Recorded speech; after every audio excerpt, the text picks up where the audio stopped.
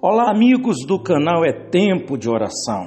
Que o Espírito de Deus, o Espírito Santo, nos ajude a entender todas essas coisas, esse mistério, essa simbologia do tabernáculo que aponta para o Novo Testamento, que é a era da igreja, o tempo da igreja do Senhor Jesus Cristo aqui na terra. Amém?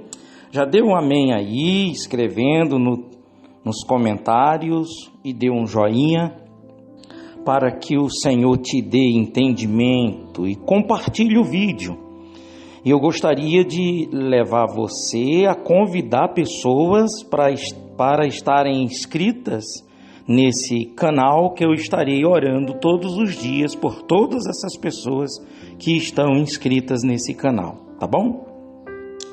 Então, falando da Arca da Aliança, vamos ler então em Êxodo capítulo 25, do versículo 10 ao 22. Então vamos lá, do versículo 10. Também farão uma arca de madeira de acácia de 2 côvados e meio, será o seu comprimento, de 1 côvado e meio a largura, e de 1 côvado e meio a altura. De ouro puro a cobrirás, por dentro e por fora a cobrirás, e farás sobre ela uma bordadura de ouro ao redor. Fundirás para ela 4 argolas de ouro, e a exporás nos 4 cantos da arca, 2 argolas de um lado dela e 2 argolas no outro lado. Farás varais de madeira de acácia e os cobrirá de ouro. Meterás os varais nas argolas dos lados da arca, para se levar por meio deles a arca. Os varais ficarão nas argolas da arca, não se tirarão dela. E porás na arca o testemunho que eu te darei. Veja, e porás na arca, você vai colocar dentro da arca o testemunho que te darei. E é aí onde a gente vê que dentro da arca ficava o quê? Ficava justamente as tábuas da lei, ficava um pote de ouro com o maná, né, que é outro testemunho de que Deus sustentou o povo, e a vara de Arão que floresceu, e não somente floresceu, mas frutificou. Versículo 17. Farás também um propiciatório de ouro puro de 2 côvados e meio, será o seu comprimento, e a largura de 1 côvado e meio. Farás 2 querubins de ouro batido, os farás nas 2 extremidades do propiciatório. Um querubim na extremidade de uma parte, o outro na extremidade da outra parte. De uma só peça, com o propiciatório fareis os querubins nas 2 extremidades dele. Os querubins estenderão as suas asas por cima, cobrindo com elas o propiciatório, e estarão eles de faces voltadas uma para a outra, olhando para o propiciatório. Porás o propiciatório em cima da arca, e dentro dela porás o testemunho que eu te darei.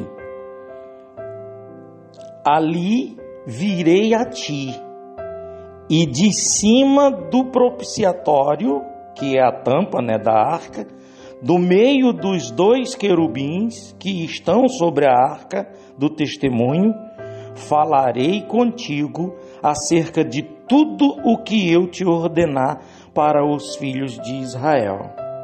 Eu fiz questão de ler todos esses versículos para você pegar tanto o texto como o contexto. E o que mais me chama a atenção é esse versículo 22, quando ele manda construir a arca, tudo direitinho para colocar dentro do santuário.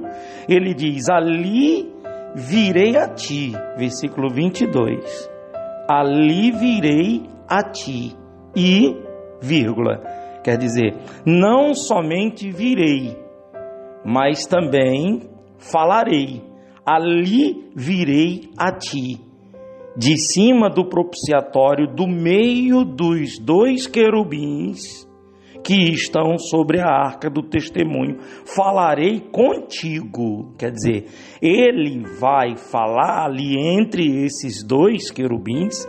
Tem um mistério aqui também, porque se você ler lá em Apocalipse capítulo 4, na visão que João teve do trono de Deus, você vai ver que Deus está ali entre querubins, entre serafins, arcanjos, os anciãos que estão assentados nos 24 tronos diante de Deus. Então, aqui no versículo 22, ele está dizendo que entre esses 2 querubins que estão sobre a arca do testemunho, falarei contigo. Eu falo contigo e você vai e fala com o povo de Israel. Muito bem, agora vamos então à trajetória dessa arca, porque Deus fala que vai falar da tampa da arca entre os querubins. E em todo o tabernáculo e seus utensílios são muitos mistérios, inclusive a arca da aliança. Então, nela estavam as tábuas da lei, nela estava o pote de ouro com o maná, nela estava a vara de Arão que floresceu, que ficava no terceiro ambiente do tabernáculo. Só relembrando para você que o primeiro ambiente do tabernáculo era o átrio, onde ficava o altar de bronze e a pia. O segundo ambiente era o lugar santo, onde ficava a mesa com os 12 pães, o candelabro com os 7 candeeiros e o altar de incenso. Então são esses 3 utensílios que estão no lugar santo. E no terceiro ambiente era o Santíssimo, Santo dos Santos, que era onde ficava a arca, somente a arca. E somente o sumo sacerdote podia entrar. Então, toda a construção do tabernáculo foi para guardar a arca, que simbolizava a presença de Deus. Essa arca representava, simbolizava a presença de Deus. Então, função e simbologia da arca, a partir do momento em que as tábuas dos 10 mandamentos e a vara de Arão que floresceu, não só floresceu, mas também brotou amêndoas, e o pote de maná escondido foram repousados no seu interior, foram colocados no seu interior. A arca é tratada como o objeto mais sagrado, como a própria representação de Deus na terra. A Bíblia relata complexos rituais para se estar em sua presença dentro do tabernáculo. E a Bíblia revela como uma fumaça que se manifestava com sua presença. Essa fumaça que era justamente misturada ali com o perfume da fumaça do incenso, que ficava bem próximo ali do Santo dos Santos, o altar de bronze de incenso ficava bem próximo, e essa fumaça que subia e entrava no Santo dos Santos. E quando Deus falava, então se misturava ali essa fumaça. E tocar na arca ninguém podia. Só era carregada por homens preparados, pelos da tribo de Levi. Então esta arca era carregava-se, ela ia na frente, o povo ia atrás, e em toda essa trajetória, um detalhe muito interessante é que esse povo que estava aí no Monte Sinai, antes de ter conhecimento, entendimento de todas essas coisas, eles avançavam muito mais. E eu tenho isso como uma mensagem, que a gente não pode brincar com as coisas de Deus. Porque a trajetória desse povo, quando sai do Egito até a terra prometida, até Canaã, eram a cerca de 847 quilômetros, 850 quilômetros, em linha reta, né? Que eles não andavam em linha reta. E esse povo, sem ter esse entendimento e o conhecimento, esse povo andou 366 quilômetros em 3 meses. Só que agora, no Monte Sinai, que esse povo teve grandes experiências ali com Deus, no deserto, na caminhada, e que de uma certa forma estava rejeitando e negando a fé, negando a crença, duvidando, murmurando, apesar de Deus estar de noite em forma de uma coluna de fogo, de dia em forma de uma nuvem para protegê-los, mas a dureza do coração desse povo, diante do entendimento, do conhecimento que esse povo já tinha, amarrou a vida do povo de tal forma que faltava a cerca de 400 quilômetros para eles chegarem a Canaã. E olha quantos anos esse povo levou pisando nos mesmos rastros, dando volta no deserto, que apesar de Deus ter feito o que fez, e esse povo murmurava, duvidava, reclamava, desobedecia, então Deus determinou: Moisés, esse povo que saiu do Egito, somente quem vai entrar na terra prometida é Josué e Calebe. Acabou. Porque Josué e Calebe se procederam diferentemente, creram, não duvidaram, obedeceram.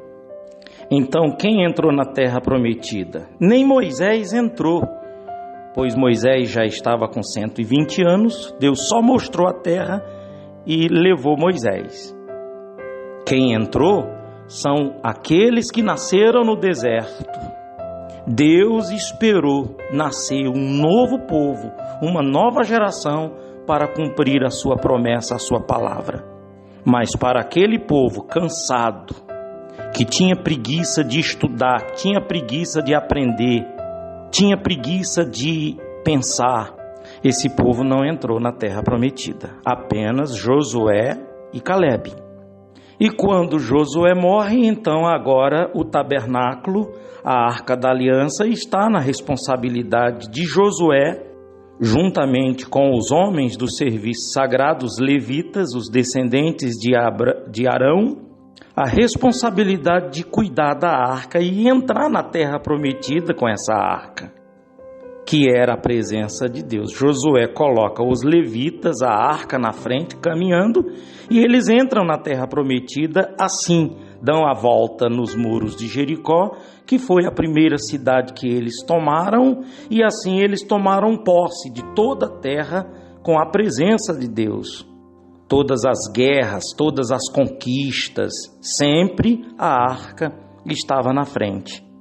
Que nos dias de hoje é quando nós cristãos, tudo que nós fazemos, colocamos Cristo na frente. Tudo em nome do Senhor Jesus. Aí a arca foi capturada pelos filisteus, aí tem o seu retorno da arca, a arca em Jerusalém, e aí é onde é construído o Templo de Salomão, aonde habitava, onde colocava e guardava a arca, e o desaparecimento da arca com a primeira destruição de Jerusalém, a primeira destruição do Templo de Salomão em 586 antes de Cristo. E aí o desaparecimento da arca, que uns dizem que Jeremias escondeu a arca levando quando foi para o Egito, outros dizem que os homens que cuidavam do templo esconderam numa caverna, outros dizem de que a arca está escondida em algum lugar na Etiópia. Cada um falou uma coisa, mas o que a gente tem que entender é que depois que o templo de Salomão foi construído pela segunda vez, foi construídos 3 ambientes e todos os utensílios estavam lá, menos a Arca da Aliança, que é justamente o período do silêncio de Deus, que Deus não falou com o homem até aqueles dias que antecipavam a primeira vinda do Senhor Jesus. Muito bem, amigos, nós vamos dar continuidade falando sobre essas coisas em outra série de vídeos, falando sobre o Templo de Salomão, que foi aonde a arca também ficou por um bom período. O período do tabernáculo, guardando a arca, foi há cerca de 300 anos. E aí depois, quando a arca é levada para o Templo de Salomão, e ela permanece lá até o desaparecimento, até a primeira destruição do Templo de Salomão. Eu espero que você tenha gostado, que Deus abençoe todos vocês com esse entendimento. Vamos terminar orando por todas essas pessoas que estão inscritas nesse canal. Meu Deus, meu Pai, muito obrigado, meu Deus, por esse estudo, essas pesquisas, esse entendimento. E na Tua presença eu entro, meu Deus, para apresentar ao Senhor todas essas pessoas que estão dentro desse canal, meu Pai. Os familiares, os amigos, essa pessoa, meu Deus, que está trazendo pessoas para dentro desse canal, cada um que estuda comigo, que ouve a palavra, abençoe a todos, ó Deus, em nome de Jesus. Amém, graças a Deus. Amigos, até o próximo vídeo. Deus abençoe a todos.